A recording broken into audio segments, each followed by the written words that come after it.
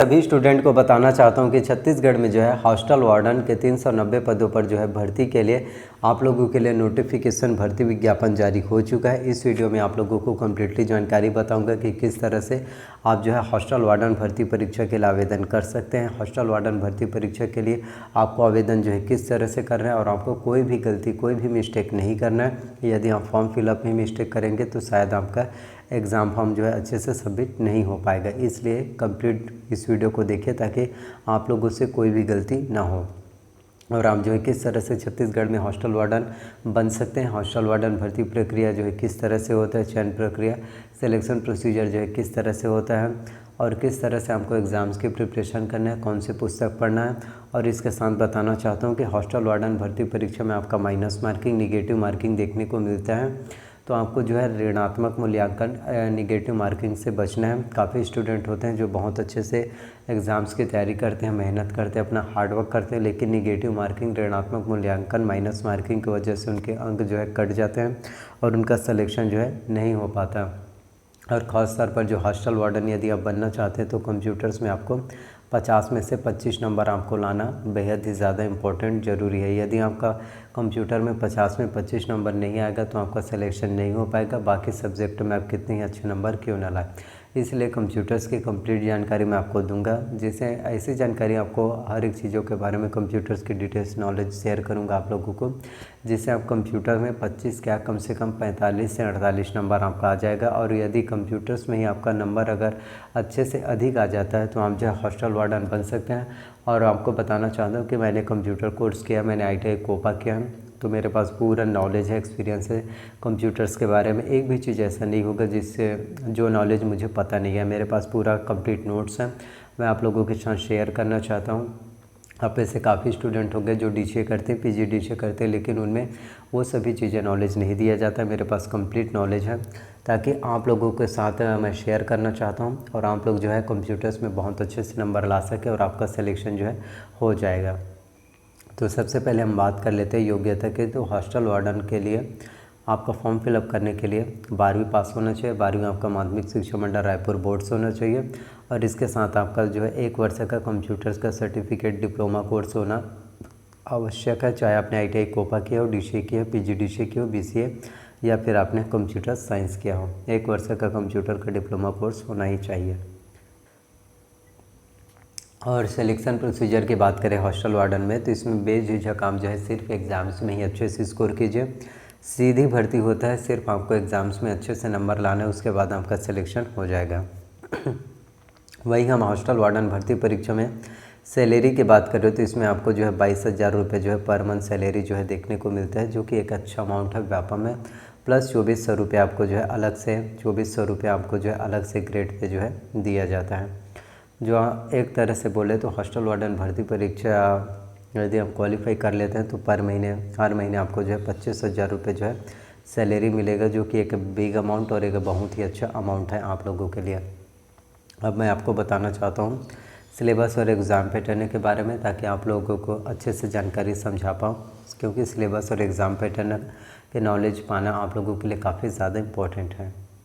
तो आप लोग सिलेबस देख सकते हैं कि 150 प्रश्न जो है हॉस्टल वार्डन भर्ती परीक्षा में पूछे जाते हैं। प्रत्येक प्रश्न आपके 1 अंक के होंगे, यानी 150 प्रश्न के लिए 150 अंकों के क्वेश्चन जो है पूछे जाते हैं। तो कंप्यूटर साइंस के एग्ज़ाम में 50 अंकों के प्रश्न जो है पूछे जाएंगे, जिसमें आपको 25 नंबर लाना जो है अनिवार्य है, जैसे मैंने शुरुआत में आपको बताया। और कौन कौन से टॉपिक्स आपके एग्ज़ाम में प्रश्न आएंगे, इसमें कंप्यूटर का परिचय, कंप्यूटर के उपयोग, कंप्यूटर का उपयोग जो है कहाँ कहाँ एवं किस लिए किया जाता है, और इसकी सामान्य जानकारी, कंप्यूटर के प्रमुख भाग जैसे CPU, input device, output device की सामान्य जानकारी, प्रिंटर के प्रकार जिसमें आपका इंक जेट, लेजर जेट, अन्य सभी प्रकार के डॉट मैट्रिक्स प्रिंटर हो गए, डिजिबल प्रिंटर हो गए, सभी प्रकार के प्रिंटर की जानकारी आएगा। साथ ही ऑपरेटिंग सिस्टम के नाम, जिसमें कमर्शियल एवं ओपन सोर्स ऑपरेटिंग सिस्टम के नाम, जिसमें आपका MS-DOS operating system, MS Windows operating system, word processor, spreadsheet एवं प्रेजेंटेशन के उपयोग, कार्यालय में उपयोग के लायक सामान्य जानकारी, इंटरनेट के उपयोग, जिसमें email, document serving, website serving, विभिन्न सरकारी विभागों के वेबसाइट की जानकारी, एंटीवायरस के उपयोग, एंटीवायरस से होने वाले नुकसान एवं कंप्यूटर वायरस की सामान्य जानकारी, CD DVD की जानकारी। CD का फुल फॉर्म होता है कॉम्पैक्ट डिस्क, DVD का फुल फॉर्म होता है डिजिटल वर्सटाइल डिस्क, CPU का सेंट्रल प्रोसेसिंग यूनिट, रैम का रैंडम एक्सेस मेमोरी, रोम का जो है रीड ओनली मेमोरी, ALU का अर्थमेटिक लॉजिक यूनिट। तो आप लोगों को कंप्यूटर के फुल फॉर्म्स के भी नॉलेज पता होना चाहिए, शॉर्टकट की इसके बारे में भी पता होना चाहिए। जैसे कंट्रोल A प्रेस करने पर क्या होता है, सेलेक्ट होता है, कंट्रोल C करने पर जो है कॉपी होता है, कंट्रोल V करने पर पेस्ट होता है। तो ये सभी बेसिक जानकारी आपको होना चाहिए। तो कंप्यूटर्स में 50 अंकों के प्रश्न में आपको 25 अंक लाना है। तो कंप्यूटर्स में 50 में 25 अंक लाने के लिए आपको परीक्षा मंथन कंप्यूटर एक परिचय आता है। इस बुक से यदि आप कंप्यूटर्स की तैयारी करेंगे तो आप जो है कंप्यूटर में 50 में 25 अंक अवश्य रूप से ला पाएंगे।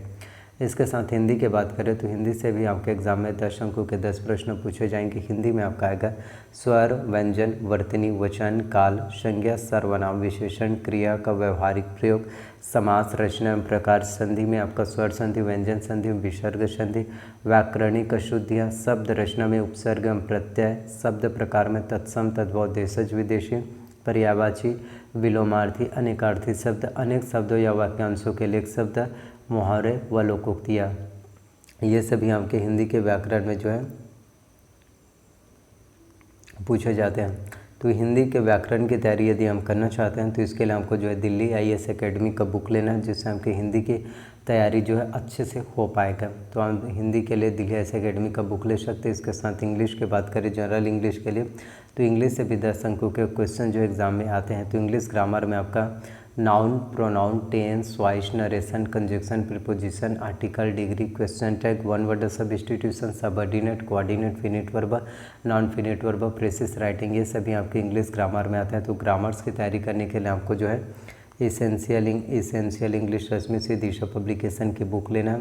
यदि आप इसेंशियल इंग्लिश रश्मि से दिशा पब्लिकेशन के बुक से जो इंग्लिश की तैयारी करेंगे तो आपका तैयारी बहुत अच्छे से हो पाएगा और आपको इंग्लिश ग्रामर के बारे में कम्प्लीटली नॉलेज मिल जाएगा। तो आप ये ले सकते हैं। इसके साथ गणित की बात करें तो मैथ्स में आपका महत्तम समापवर्तक, लघुत्तम समापवर्तक, ये सभी आता है। तो मैथ्स की तैयारी करने के लिए, मैथ्स और रीजनिंग के लिए, तो मैथ्स की तैयारी करने के लिए आपको जो है डॉक्टर RS अग्रवाल का बुक लेना है। यदि आप डॉक्टर RS अग्रवाल के बुक से जो है तैयारी करते हैं मैथ्स से गणित की, तो आपका तैयारी बहुत अच्छे से हो पाएगा। इसके साथ रीजनिंग की बात करें तो रीजनिंग के लिए आपको जो है अरिहंत का मास्टर रीजनिंग लेना है, जिसमें आपको वर्बल, नॉन वर्बल, एनालिटिकल, ये सभी जानकारी आपका दिया रहता है। तो रीजनिंग के लिए आप जो है ये ले सकते हैं। इसके साथ करंट अफेयर्स की बात करें तो CG करंट अफेयर्स के लिए सबसे पहले आपको विकास परक का मासिक पत्रिका लेना है। इसके साथ ही आपको अर्जुना का करंट अफेयर्स लेना है। तो CG करंट अफेयर्स के लिए दोनों से तैयारी कर सकते हैं। और इंडियन वर्ल्ड करंट अफेयर्स के लिए आपको प्रतियोगिता दर्पण लेना है, जो आपका मंथली मैगजीन रिलीज होता है। तो इस तरह से आपके छत्तीसगढ़ में CG और इंडिया वर्ल्ड करंट अफेयर्स की तैयारी अच्छे से हो पाएगा, क्योंकि समसामयिक की घटना चक्र की नॉलेज होना बहुत ज़्यादा ज़रूरी है। तो ये सभी आपके एग्ज़ाम में पूछे जाएंगे। तो प्लीज़ आप लोग उससे रिक्वेस्ट करना चाहता हूँ वीडियोस को लाइक कीजिए, चैनल पर नए तो चैनल को सब्सक्राइब कीजिए।